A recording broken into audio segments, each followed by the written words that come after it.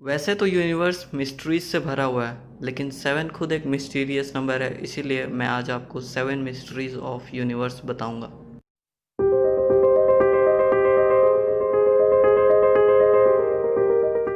जब sound wave light बनाते हैं, इसे कहा जाता है सोनोल्यूमिनेसेंस। जब आप कुछ पानी लेते हैं और उसे साउंड वेव से हिट करते हैं तो बबल्स फॉर्म होते हैं। वो बबल्स लो प्रेशर रीजन होते हैं जो हाई प्रेशर से घिरे हुए होते हैं। बाहर का हाई प्रेशर अंदर के लो प्रेशर एयर को पुश करता है और वो बबल तुरंत खत्म हो जाता है। जब वो बबल कोलैप्स होता है तो उससे लाइट एमिट होती है, एक फ्लैश की तरह, जो 1 सेकंड के 10 खरबवे वक्त तक रहता है। इसमें प्रॉब्लम ये है कि किसी को नहीं पता कि लाइट का सोर्स क्या है। थ्योरीज के हिसाब से ये एक छोटा न्यूक्लियर फ्यूजन रिएक्शन हो सकता है, या तो किसी तरह का इलेक्ट्रिकल डिस्चार्ज, और या तो ये उन गैसेस के हीट होने की वजह से हो सकता है जो बबल के अंदर है। फिजिसिस्ट ने उस बबल के अंदर का टेम्परेचर मेजर किया जो काफ़ी ज़्यादा था, लगभग 10,000 डिग्री फ़ारेनहाइट के आसपास, और उन्होंने उसके कई सारे फोटोज़ भी लिए, लेकिन इससे कोई एक्सप्लेनेशन नहीं निकल पाया कि साउंड वेव्स इन बबल में लाइट क्यों क्रिएट करते हैं। क्या हम फॉल्स वैक्यूम में रहते हैं? यूनिवर्स तो काफ़ी स्टेबल लगता है, आखिर ये 13.8 बिलियन ईयर से एग्जिस्ट कर रहा है, लेकिन क्या ये सब कुछ एक बहुत बड़ा एक्सीडेंट था? इन सब की कहानी हिग्स और यूनिवर्स के वैक्यूम से शुरू होती है। वैक्यूम या खाली स्पेस, जो एनर्जी का सबसे लोएस्ट पॉसिबल स्टेट होना चाहिए, क्योंकि इसमें कुछ है ही नहीं। वहीं पर हिग्स बोसोन्स या हिग्स फील्ड हर चीज़ को मास देता है। वैक्यूम का एनर्जी स्टेट हिग्स फील्ड का पोटेंशियल एनर्जी और हिग्स और टॉप क्वार्क के मास से कैलकुलेट किया जा सकता है। वैसे बता दूं, टॉप क्वार्क एक टाइप का क्वार्क है जो एक फंडामेंटल पार्टिकल है। हाँ, तो जो कैलकुलेशंस किए गए उसमें पता चला कि यूनिवर्स का वैक्यूम शायद लोएस्ट पॉसिबल एनर्जी स्टेट नहीं है, जिसका मतलब ये है कि ये एक फॉल्स वैक्यूम है। अगर ये सच है तो हमारे यूनिवर्स को स्टेबल नहीं होना चाहिए था, क्योंकि एक फॉल्स वैक्यूम एक हाई एनर्जी इवेंट से लोअर एनर्जी वैक्यूम में कन्वर्ट हो सकता है। अगर कुछ ऐसा होता है तो उस फिनोमेना को कहेंगे बबल न्यूक्लिएशन। उस टाइम लो एनर्जी वैक्यूम का एक स्फीयर बनेगा जो लाइट की स्पीड से पूरे यूनिवर्स में फैल जाएगा, और उससे कुछ भी नहीं बच पाएगा, यहाँ तक कि मैटर भी नहीं। यह बिल्कुल यूनिवर्स को एक दूसरे यूनिवर्स से रिप्लेस करने जैसा होगा, जिसके फिजिकल लॉस एकदम अलग होंगे। ये सुनने में डरावना लगता है, लेकिन यूनिवर्स अभी काफ़ी शांत है। ये तो एकदम क्लियर है कि अभी तक कोई ऐसा इवेंट हुआ नहीं है, और एस्ट्रोनॉमर्स ने कई गामा रे बर्स्ट, सुपरनोवास और क्वासार्स देखे हैं जो काफ़ी एनर्जेटिक हैं। अगर फॉल्स वैक्यूम का आइडिया दिया गया है तो शायद ऐसा भी हो सकता है कि हमारा यूनिवर्स खुद उसी तरह एग्जिस्टेंस में आया हो सकता है कि हम एक पार्टिकल एक्सेलरेटर के एक्सीडेंट का रिजल्ट हो। आखिर मैटर एंटी मैटर से इतना ज़्यादा क्यों है? ये जो सवाल है कि मैटर अपने अपोजिटली चार्ज और oppositely spinning twin anti matter से बहुत ज़्यादा क्यों है, एक्चुअली ये क्वेश्चन है कि कोई भी चीज़ आखिर एग्जिस्ट ही क्यों करता है। अगर हम माने कि यूनिवर्स मैटर और एंटी मैटर को सिमेट्रिकली ट्रीट करता है, तो इसकी वजह से बिग बैंग के वक्त मैटर और एंटी मैटर इक्वल अमाउंट में प्रोड्यूस होना चाहिए था। लेकिन अगर ऐसा हुआ होता तो दोनों के दोनों पूरी तरह से ख़त्म हो जाते। प्रोटॉन्स एंटी प्रोटॉन से कैंसिल हो जाते, इलेक्ट्रॉन एंटी इलेक्ट्रॉन से, न्यूट्रॉन एंटी न्यूट्रॉन से, और इस तरह बस फोटॉन्स बचते। लेकिन किसी वजह से मैटर ज़्यादा था जो ख़त्म नहीं हुआ, और जिसकी वजह से आज हम हैं, और इसके लिए कोई एक्सप्लेनेशन नहीं है।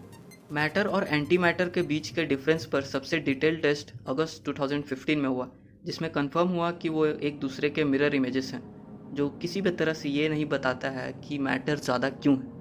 यूनिवर्स कैसे ख़त्म होगा? यूनिवर्स का खात्मा एक अननोन वैल्यू ओमेगा के एक फैक्टर पर डिपेंड करता है। ओमेगा पूरे कॉस्मोस में मैटर और एनर्जी का डेंसिटी का मेजर है। अगर ओमेगा का वैल्यू 1 से ज़्यादा है तब स्पेस टाइम क्लोज्ड होगा, बिल्कुल एक बड़े से स्फीयर के सरफेस जैसा। अगर डार्क एनर्जी एग्जिस्ट नहीं करता है तो वैसा यूनिवर्स एक्सपैंड होना बंद हो जाएगा और फिर छोटा होने लगेगा और खुद में ही कोलैप्स हो जाएगा, और इस इवेंट को कहा जाएगा बिग क्रंच।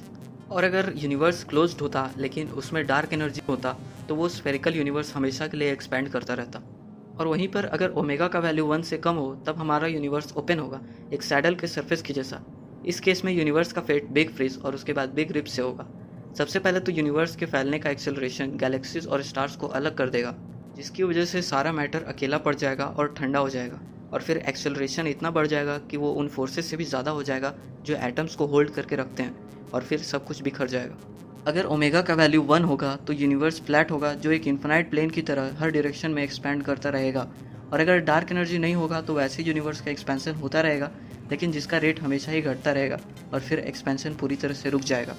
लेकिन अगर डार्क एनर्जी हुआ तो उसका एक्सपेंशन हमेशा होता रहेगा और उसका बिग रिप हो जाएगा।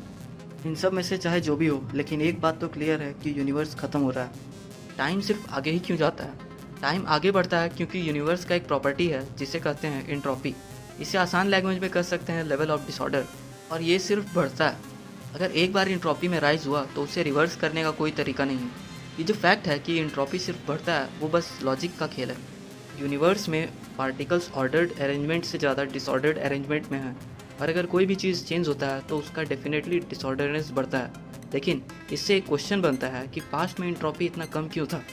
अगर अलग तरह से कहें तो यूनिवर्स शुरुआत में इतना ऑर्डर्ड क्यों था जब इतना ज़्यादा एनर्जी इतनी छोटी जगह में था। डार्क मैटर क्या है? डार्क मैटर हमारे यूनिवर्स का 84% मैटर है, लेकिन हम इसे डायरेक्टली देख नहीं सकते और ना ही आज तक किसी ने इसे इनडायरेक्टली डिटेक्ट किया है। लेकिन हमें इसके एग्जिस्टेंस और प्रॉपर्टीज़ के बारे में विजिबल मैटर पर इसके ग्रेविटेशनल इफेक्ट की वजह से पता चला है। कहा जा रहा है कि ये डार्क मैटर गैलेक्सीज में काफ़ी ज़्यादा स्प्रेड है और शायद ये वीकली इंटरैक्टिंग मैसिव पार्टिकल्स या WIMP से बना हो सकता है। दुनिया भर में ऐसे कई डिटेक्टर्स हैं जो विम्प्स को ढूंढ रहे हैं, लेकिन आज तक उन्हें कुछ भी नहीं मिला।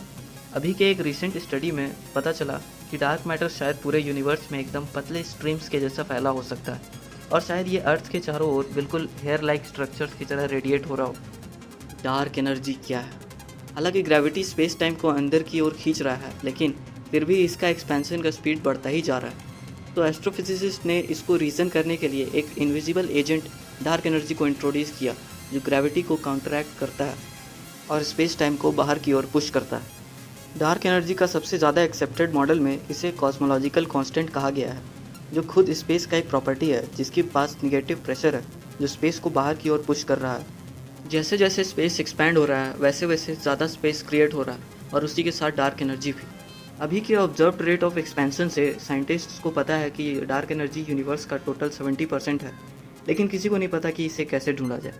नोट: डार्क मैटर और डार्क एनर्जी एक दूसरे से बिल्कुल अलग हैं, और अगर आपको इसके बारे में और जानना है तो वीडियो का लिंक डिस्क्रिप्शन में दिया हुआ है।